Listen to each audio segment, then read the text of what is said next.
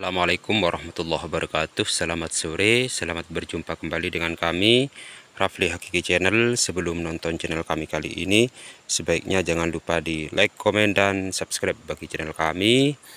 Semoga channel kami ini terus menjadi tukar pengalaman, bisa menjadi penyemangat bagi petani kopi seluruh penjuru Nusantara, khususnya bagi yang sudah melakukan subscribe, like, komen, dan share.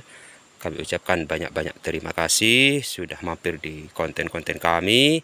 Semoga apa yang kami sampaikan di konten-konten sebelumnya itu bisa menjadi ilmu yang bermanfaat, khususnya bagi teman-teman. Kalau bisa menjadi ladang amal bagi kami, kayaknya nggak pantas kami paparkan di sini kalau kita mau berbicara tentang pahala, teman-teman.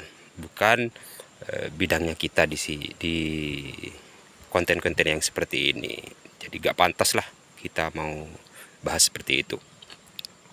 Di edisi kali ini kita akan membahas tentang bagaimana ketika di bulan 5 ini banyak sekali tumbuh bahan-bahan baru. Banyak sekali bahan-bahan yang memasuki 2 ruas ataupun 1 ruas di bulan 5 ini. Solusinya bagaimana untuk batang kopi yang kita lakukan penyambungan di tahun-tahun sebelumnya. Jadi kalau kita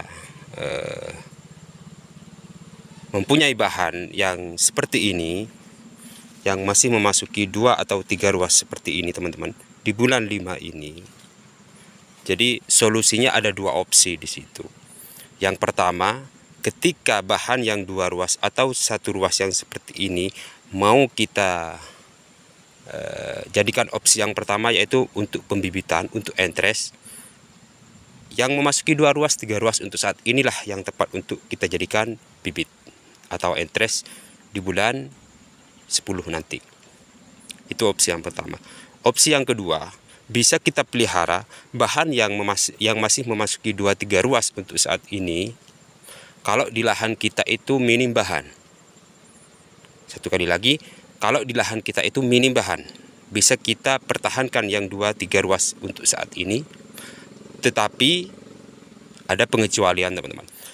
Karena yang masih memasuki 2-3 ruas untuk saat ini, dia itu rentan sekali menjadi buah penyelang atau menjadi buah di luar musim.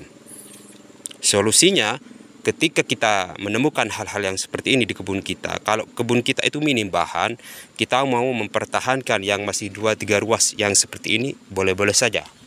Tetapi ketika pembungaan terakhir nanti, biasanya pembungaan itu dari bulan-bulan ini, karena ini sudah mau memasuki pemekaran bunga. Jadi bulan ini sampai dia memasuki pembungaan terakhir, biasanya di bulan 8. Kalau bahan yang 2-3 ruas yang seperti ini yang kita pertahankan kemarinnya itu tidak berikut berbunga di bulan-bulan itu, maka kita harus lakukan pelepasan bahan tersebut. Jadi kalau bulan 8 dia tidak ikut berbunga, dia akan menjadi buah penyelang positif, teman-teman. Jadi kita lepas yang seperti ini, atau kita jadikan bibit, nggak jadi masalah. Jadi 2 opsi yang kita lakukan di kebun kita. Jadi tidak usah bingung dengan hal-hal yang seperti ini.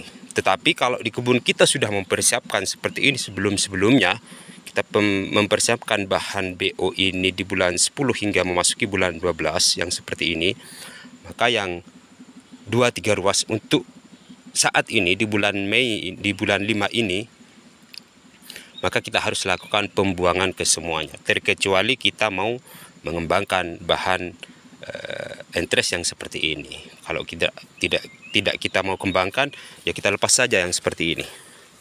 Tidak usah mikir sudah, teman-teman. Yang seperti ini kita lepas semuanya. Yang 2-3 ruas kita lepas tanpa tersisa. Tunas-tunas cacing.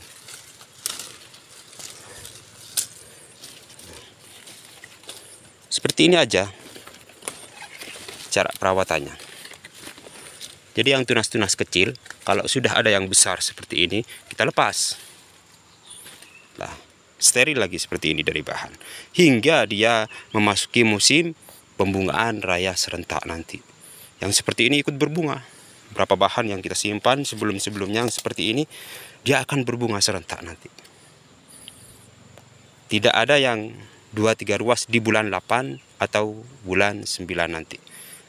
Start kita lagi nanti di tumbuh bahan yang seperti ini, yang barusan ini, startnya itu di bulan 10, 11, 12 nantinya. Secara bergantian seperti itu. Tahun demi tahun yang kami lakukan seperti ini. Baik itu di jenis apapun yang seperti itu. Yang ini keriting yang seperti ini, yang di bawah ini keriting. Jadi kalau sudah ada yang besar, yang bongsor seperti itu, di bulan-bulan 5 ini, yang seperti ini, maka yang kecil-kecil kita lepas. Bisa kita pertahankan, kata saya tadi mempunyai 2 opsi. Yang pertama, kalau mau kita jadikan bibit, kita pertahankan. Kalau di kebun kita itu minim bahan, kita pertahankan. Tetapi mempertahankan itu kita harus tahu, kalau di bulan 8 atau bulan 9 biasanya pembungaan terakhir dia tidak ikut berbunga, yang 2-3 ruas ini, maka kita lakukan pelepasan bahan. Atau kita bisa jeda, ataupun bisa kita pertahankan juga nanti dia memasuki bulan 10. Bisa kita jadikan entres. Seperti itu. Jadi tidak usah bingung dengan bahan-bahan yang masih memasuki 2-3 ruas untuk saat ini. Seperti ini. Ini kan bahannya udah banyak nih di atas ini. Maka yang seperti ini kita lepas semuanya nanti. Yang kecil-kecil seperti ini kita lepas. Nah, yang saya bahas itu yang seperti ini, teman. Tunggu dulu. Nih.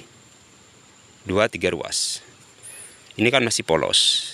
Untuk saat ini masih polos. Karena pembungaan ini diawali dari bulan 5. Jadi kalau ini sampai bulan 8 tidak ikut berbunga, maka yang seperti ini kita lepas.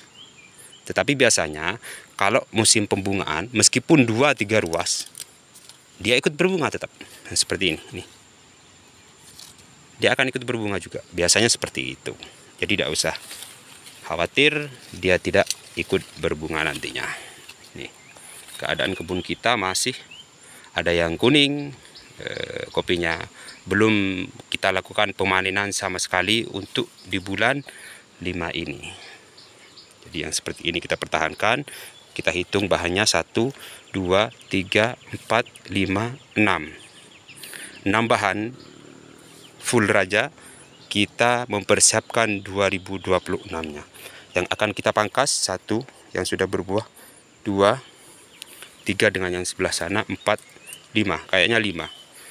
Jadi kita mempunyai 5 bahan kita lepas, 6 bahan kita naikkan untuk saat ini. Maka di kebun kita insya Allah akan berimbang secara penghasilan, secara produktivitas kebun kopi di kebun kita masing-masing. Sekian dari kami, kurang lebihnya kami mohon maaf. Wassalamualaikum warahmatullahi wabarakatuh.